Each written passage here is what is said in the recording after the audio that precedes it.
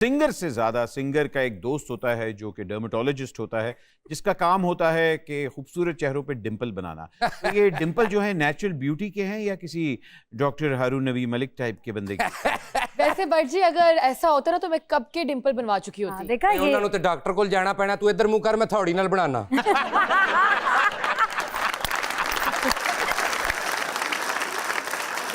नहीं, मगर डिंपल तो अब हो जाते हैं, आराम से बन जाते हैं। कोई नहीं वो अच्छा उन डिंपल्स में और नॉर्मल जो नेचुरल डिंपल होते हैं उनमें फर्क ये होता है कि जो बनाया जाता है ना वो ऐसे ही रह जाता है, हाँ, वो अंदर ही रह जाते हैं, वो बाहर नहीं ऐसे नॉर्मल जैसे हम बैठे हैं तो ऐसा नहीं होगा, वो अंदर का अंदर ही घुसा रहेगा फिर। भाई देखिए ये जो है डिंपल ये बारिश में ठीक हो जाते हैं, मगर वो वाले डिंपल जो है ना उनमें बारिश में पानी आ जाता है। सही बात है, वो खड्डे होते हैं बेसिकली, वो खड्डे होते हैं। तो ये नेचुरल डिंपल्स हैं। मैं इसलिए कह रहा हूँ आपकी वीडियो के नीचे ना अक्सर लोगों ने लिखा होता है ये डिंपल असल हैं कि नकल हैं, तो मैंने कहा क्यों ना पहला सवाल ही वो। मैं लोगों को क्लियर कर दूं यहाँ पे कि ये हमारे जेनेटिक्स में खानदानी चलते आ रहे हैं। यानी अगर आपको डिंपल फैमिली कहा जाए तो कोई बुरी बात नहीं। हाँ गलत नहीं होगा। अच्छा भाई डिंपल के आगे भी बात करते हैं।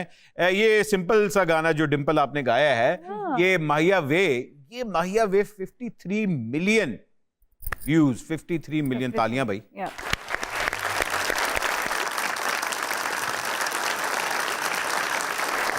और मजे की बात है हर बंदा सिर्फ एक ही सवाल जानना चाह रहा है, ये गाना नसीम विक्की ने लिखा था या जुनेद सलीम ने लिखा था? अच्छा ये गाना ना विक्की साहब ने लिखा था ना जुनेद सलीम साहब ने लिखा था। बेसिकली ये गाना हमने एक बुक से लिया था जो कि जुनेद सलीम साहब ने ही बुक, वो अक्सर वो बहुत रीडिंग करते हैं, शेर व शायरी पढ़ते हैं as you know guys.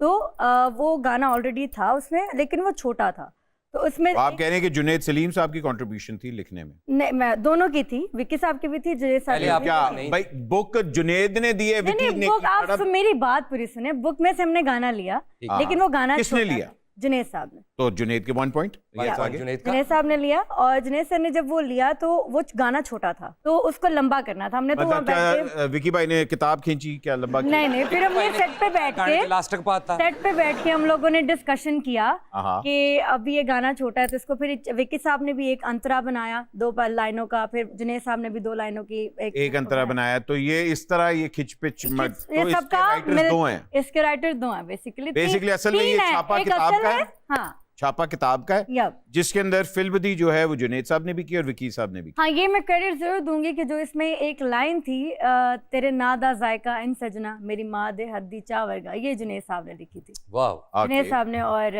Vicky साहब ने, क्योंकि इन विकी साहब ने क्या लिखा था? नहीं आगे भी जो दोनों ने मिक्स करके, क्योंकि जुनेद साहब अपने आइडियाज देते थे तो बैठ के डिस्कस कर रहे थे इस पे क्या बनाए आगे कोई लाइन बन जाए ना, तो जुनेद साहब चाह रहे थे कि इसमें माँ दे हद्दी चा दा कुछ आना चाहिए। तो जी जुनेद साहब ने किया था कि कुछ आना है, तो फिर विकी साहब ने भी अंदर असल बात समरी ये है कि जो चीज हिट होनी होती है वो हो ही जाती है निमरा जी। नहीं तो तुसी स्टार्ट वाली शायरी देखो, तू सुबह दी पाक हवा वर्गा लगना है बड़े भरा वर्गा।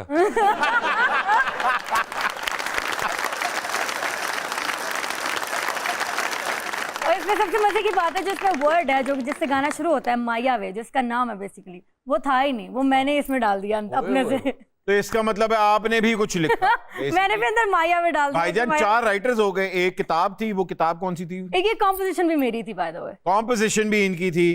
तो राइट्स का तो जाहिर बात है चक्कर। अब ऊपर से ये गाना जो है वो उनके फेसबुक पे पड़ा हुआ है जी, वो क्योंकि देशबुक के लिए गाया था और देशबुक वालों ने ही ये गाना बनाया था, उनकी टीम का था, तो ये उन्होंने पैसे सारे वो ले गए।